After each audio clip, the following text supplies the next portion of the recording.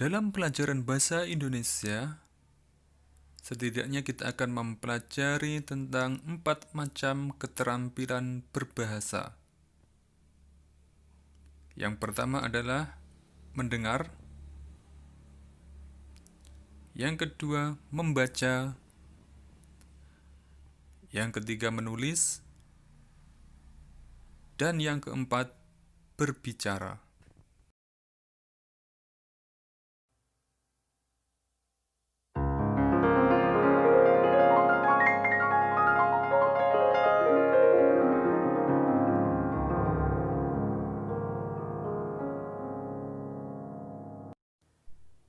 Salah satu komponen berbicara yaitu berceramah.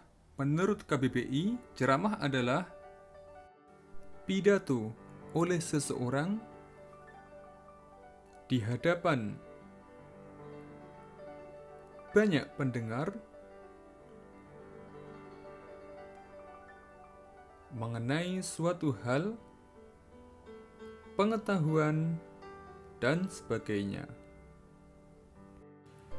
Berceramah bersifat searah atau monolog, yaitu dari pembicara kepada audien. Orator atau pembicara mengendalikan sepenuhnya arus komunikasi dengan tidak memberi kesempatan kepada audien untuk menyampaikan tanggapan atau reaksi secara langsung. Yang mana kegiatan ini memiliki beberapa tujuan sebagaimana berikut. Syiar agama, metode mengajar,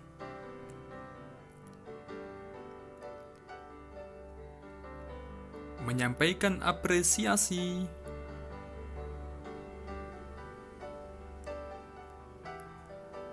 pengenalan produk, sosialisasi program, dan kampanye.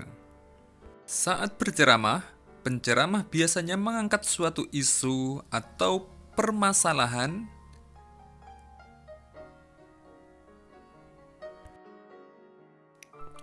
yang aktual, entah itu di masyarakat, sekolah, atau sebagainya yang memang perlu untuk ditanggapi oleh audien.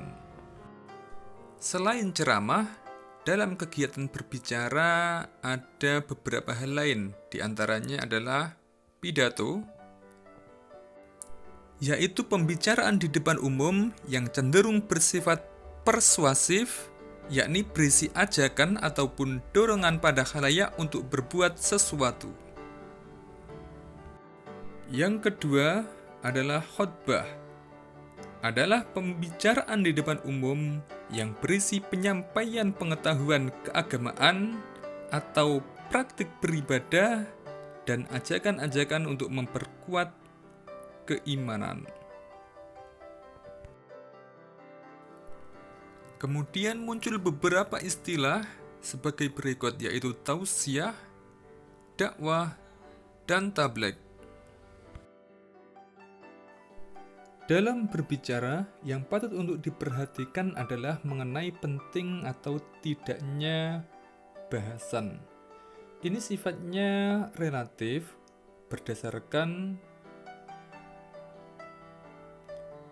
kebermanfaatan informasi tersebut. Misalnya, jika Anda ingin berpidato dengan tema lingkungan hidup, maka carilah data-data terbaru, hasil riset terakhir sebagai referensi atau rujukan Anda. Di antaranya, kondisi hutan, biota laut, polusi udara,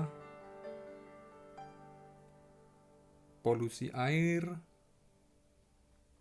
tanah, dan sebagainya, asalkan sesuai dengan tema di atas. Bahkan, apabila kamu ingin menggunakan lelucon ataupun ilustrasi cerita yang lain, Saran saya, jangan pergunakan sesuatu yang sudah kuno,